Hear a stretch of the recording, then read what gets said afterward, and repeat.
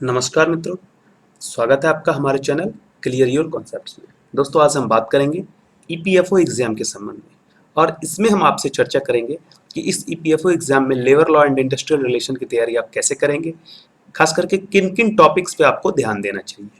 तो आइए देखते हैं। ईपीएफओ यानी एम्प्लॉय प्रोविडेंट फंड ऑर्गेनाइजेशन, आपने इसके बारे में जरूर सुना होगा, जो कि ऑर्गेनाइज्ड सेक्टर में जितने भी वर्कर काम करते हैं उनसे जो उनकी सैलरी से ईपीएफ डिडक्ट होता है उसको मैनेज करती है।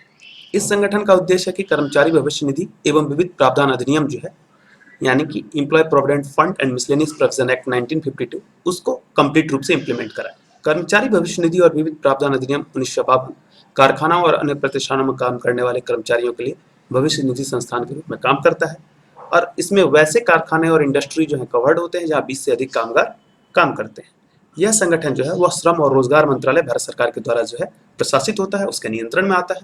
सदस्यों और वित्तीय लेन देन के मामले में यह विश्व का सबसे बड़ा संगठन माना जाता है। अब बात करते हैं यूपीएससी ने जो एडवर्टीजमेंट निकाला है 51/2020, इस एडवर्टीजमेंट के जरिए उसने 421 वैकेंसीज निकाली है for the post of enforcement officer oblique account officer, जिसमें आपको डिफरेंट कैटेगरीज के लिए अलग अलग सीट रिजर्व किए गए हैं। अनरिजर्व 168 सीट है, उसके बाद इकोनॉमिक वीकर सेक्शन के लिए 42 है, ओबीसी के लिए 116 है, एसटी के लिए 33 और एससी के लिए 62 सीट जो है रिजर्व है। बात की जाए इसके सिलेबस की तो इसमें आपका जो है ब्रॉडली जनरल इंग्लिश पूछा जाता है, Indian freedom struggle, current events and development issues, Indian polity and economy, general accounting principles, industrial relation and labor law, general science and knowledge of computer applications, general mental ability and quantitative aptitude और social security in India। ये 9 topics जो है इसमें दिए गए हैं। अब ये 9 टॉपिक जो है वो आपको इन शॉर्ट लिखा हुआ है, जिसकी डिटेलिंग करें तो उसमें कई सारे टॉपिक आ जाते हैं, सब टॉपिक्स आ जाते हैं। जैसे अगर बात कर ली जाए industrial relations and labour laws की तो इसमें कई सारे एक्ट आ सकते हैं। सोशल सिक्योरिटी की बात की जाए कई सारे टॉपिक इसके अंतर्गत भी आते हैं। आपको हमारे चैनल पर इसमें करंट इवेंट्स के लिए वीकली करंट अफेयर्स का वीडियो मिल जाएगा। Industrial relations and labour laws के लिए लेबर लॉ से रिलेटेड जितने भी वीडियोस हैं वो मिल जाएंगे। सोशल सिक्योरिटी से जुड़े हुए कुछ वीडियो हैं वो मिल जाएंगे। साथ ही जनरल साइंस में बायोलॉजी के कई सारे वीडियो हैं वो हमारे चैनल पे आपको मिल जाएंगे, आप प्लेलिस्ट में से जाकर के देख सकते हैं। लेबर लॉ की तो जो इंपॉर्टेंट एक्ट्स है जैसे कि child and adolescence labour provision and regulation act है 1986 का, जो कि बाल श्रमिकों को प्रतिबंध करता है, किसी भी जगह 14 वर्ष से कम उम्र के बालकों को कार्य करने से रोकता है। मजदूरी भुगतान अधिनियम है, जो मजदूरी का सही समय पर भुगतान हो और सही तरीके से भुगतान हो, वैध मुद्रा में भुगतान हो, इन सब का नियमन करता है।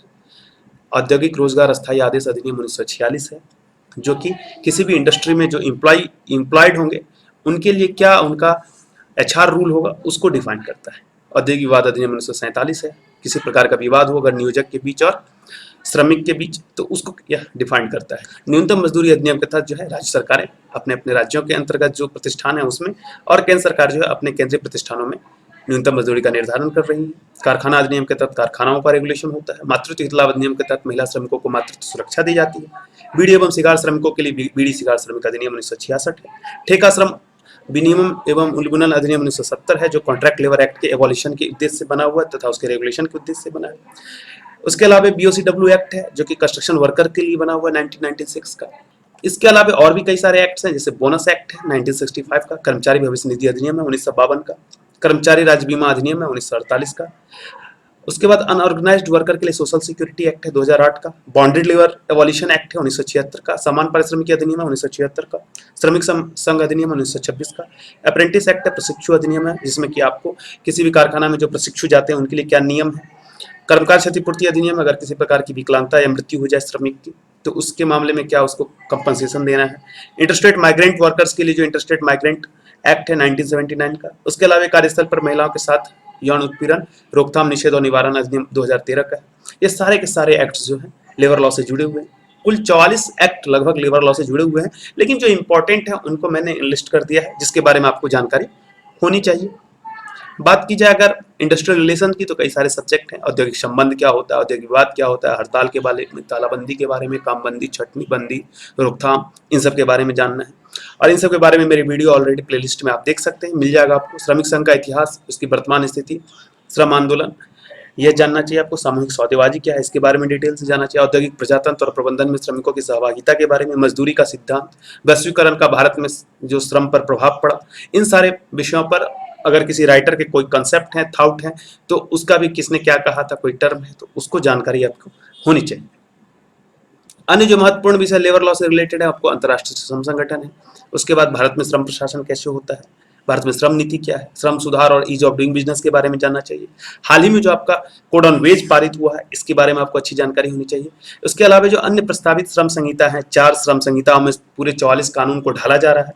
इन चारों श्रम संहिताओं में क्या क्या बेसिक स्ट्रक्चर है, किन किन एक्ट्स को मर्ज किया गया है, इसकी जानकारी होनी चाहिए। श्रम विधान का सिद्धांत, श्रम विधान का इतिहास, चाहे संविधान में श्रमिकों के लिए क्या विशेष प्रावधान है, इन सारे बातों का जो है जानकारी आपको अच्छे तरीके से होना चाहिए।